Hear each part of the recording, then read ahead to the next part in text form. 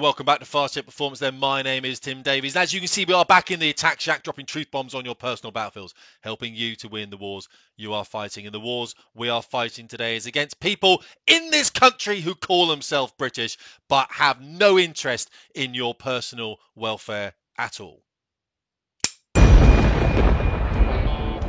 Yeah, I bought a clacker board because we've got to be professional on this channel now. All about being professional. I can tie up the audio with the video, and I can do that by using my little clacker board. Whack, whack, whack. Arf, arf, arf. So we've got a problem in this country with people that call themselves British, but of course they have no ancestry to this great country of England, Wales, Scotland, or Northern Ireland. People like Rishi Sunak, Sadiq Khan, and this absolute horrendous woman, Shabana Mahmood, who I couldn't care less about. This woman has brought two-tier justice into this country. She is the Labour Justice Secretary. Let's have a look at it now. Shabana Mahmood. This woman was at Palestinian rallies, remember, with banners up there. So I don't know how on earth she can say that she's unbiased in this. Has told the Sentencing Council she'll review its powers and legislate if necessary following a row over its new guidance, which comes in on the 1st of April, by the way, on who to give pre-sentencing guidelines to. In effect, these things are called pre-sentencing reports, PSRs, and what happened basically is if you're anything other than a straight white heterosexual man, you will be given some advice about how to sentence you going forwards. This is nothing other than this two-tier. We talked about it, didn't we? We talked about the two-tier justice. We talked about the two-tier policing, and it was denied, wasn't it? It was saying, no, this is far-right conspiracy theory. You know how I feel about it, guys, and now we've got proof that it is being done. And the other thing that's more interesting about this is there's nothing she can do about it. So on the one hand, she says she's going to legislate, but on the other hand, she says it's completely independent. See, one of the issues, guys, I think is happening is that there is an enemy out there that completely hates us as people in this particular country. The reason why we have all these LGBT, gay, the drag queen story hours, the opiate issues in America, the reason that we have all this halal or kosher meat, I'm reading a thing down here, all the trans stuff we've been seeing on young children, the degenerative books that have come in, all the meat being replaced with bugs, the global warming, the electric car push to get rid of all the cars that we really like, and the race mixing, of course, this blend, which I'm not going to say is a Kalergi plan, because the way that Kalergi said that within the plan was more to do with the fact it's going to happen as opposed to it's being forced to happen. But this is like to humiliate us. We know we can't stop it. We try and stop it. We push for it. And then towns get taken over by people who are not British. They're not British in any way. British is an export variant. So when I talk about the English in this video, or the Welsh, or the Scots, or the Northern Irish, I'm talking about people who are ethnic with their identity, who have parents that have grown up in those countries. If my wife and I went and had a child in Japan, you'd never call that kid Japanese, would you? It never had any Japanese heritage. Why is it so difficult to say that about other countries, but when people come here, they talk about being English? Rishi Sunak talks about being English. I mean, of course I'm English. Born here, brought up here. Yeah, I mean, of course I'm English. You're not English, Rishi. You're British. Your heritage is Indian. We all know this. The heritage of Sadiq Khan is Pakistani. The heritage of Shabana Mahmood, again, it's not English. It's not English heritage. You may be born here, but it doesn't mean that you have the roots here. It doesn't mean you are tied to this land. You can go somewhere else and you will be accepted. I can't be accepted anywhere else in the world other than here. Now, my father was Welsh. My mother was English. I was born in England. I've served in the British military. 5 years in Scotland. 12 years in Wales. I've flown over Northern Ireland, and I've done a lot of time, of course, in England. I see myself as English. But you'd be right in the comments to say, Tim, you're not English. You're Welsh English, and I understand that, and I will accept that every second of every single day. That doesn't mean, though, we have to reject people who are British, great British people. Daley Thompson, Linford Christie, born in Jamaica, came over at the age of 7. Frank Bruno, another great British man. Look, we just have to look at it like, what are we talking about? Because something needs defending, and we're not going hardcore on it, but what we are saying is this country is becoming something that it wasn't. The lawyer of those 2 men that are going on trial soon for breaking a policeman's nose at Manchester Airport.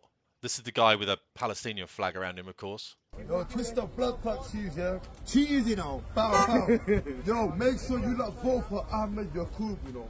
Everyone that's in Birmingham, make sure you vote for this man here. Highgate, Newtown, Newtown, Everywhere, yeah? Waterloo West, Everywhere. Allenbrook. The fuck was that? If you can translate that in the comments, whack it down. I have no idea what that was going on about.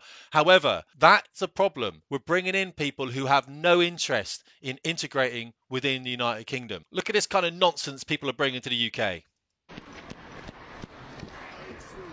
This kid just jumps in someone's car. Huh? What are you doing? What do you mean what am I doing? Throw him out. Get out of my car. This is my Uber. No, You just pulled in there. We're waiting for out time. of the way. It's not an Uber. Get out, mate. Why? This is not an Uber, so get out of my car. This is an Uber. Oh, I mate. insist. Get out fucking Jump in my car. That's all I'm talking about. Get into my car. Don't step to me, mate. Oh, hold my door open. What are you doing? That guy's getting filled in. What are you doing? What are you doing?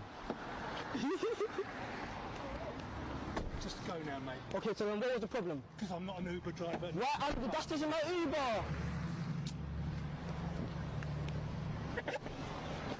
All the Englishmen are like, yeah, get into my car.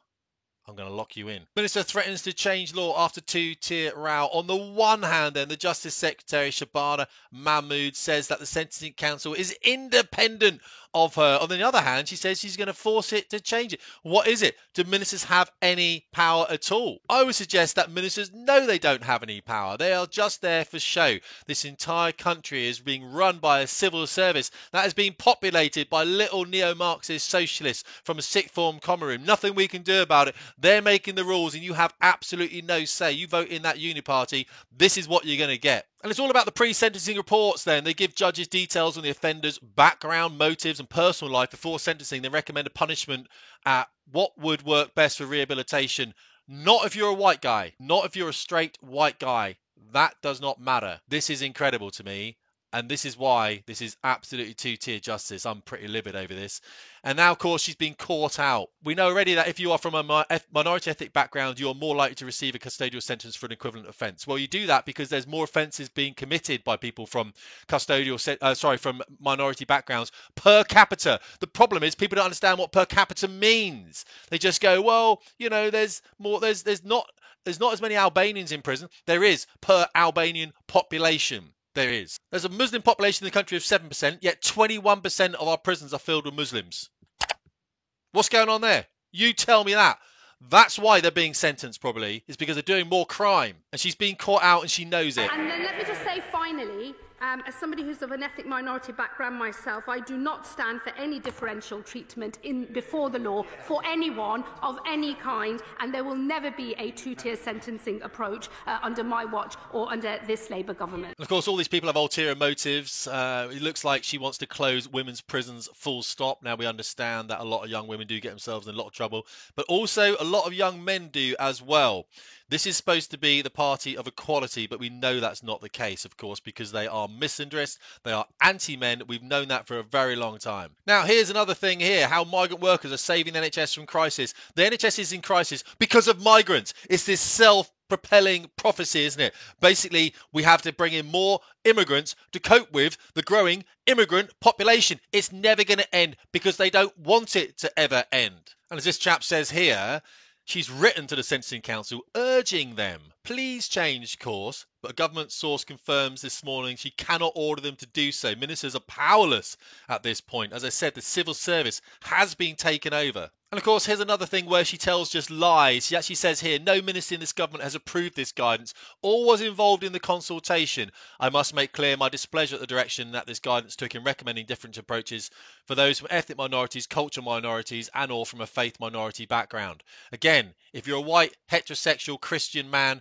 this does not apply to you. You will go to jail. That's why during the Southport riots, we saw so many people sentenced so quickly and thrown in jail. That would not happen if you're an ethnic minority in this country, because they want you in here to increase the GDP and to weaken what it means to be English, Scottish, Welsh, or from Northern Ireland. And it's a lie, because she had a minister in there. She had one of her aides in that meeting.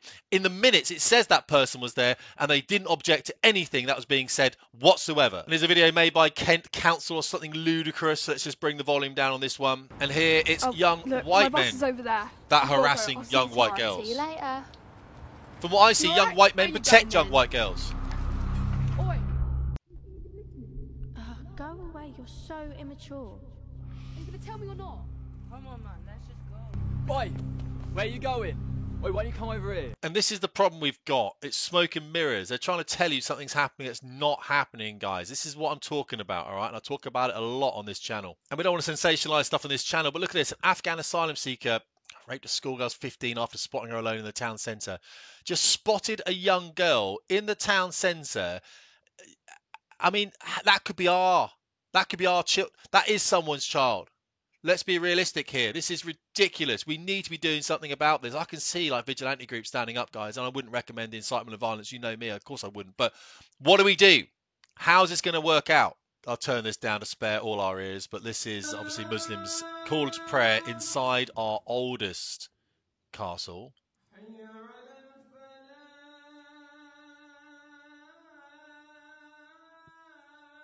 This is not good enough.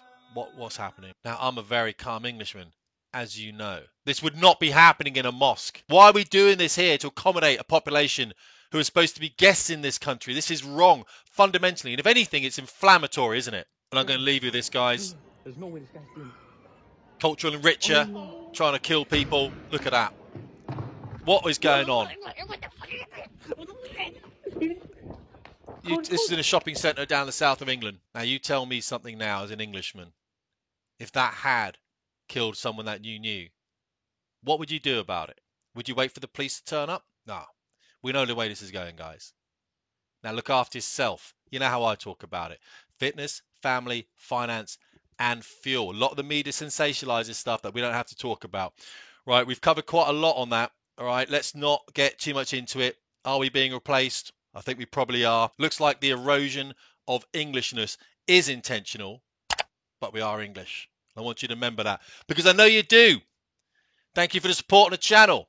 I appreciate it. You have a good weekend now. Get some exercise, get out in the air, look after people around you. Love you lots. Take care. Tim Davies, Fast Hit Performance.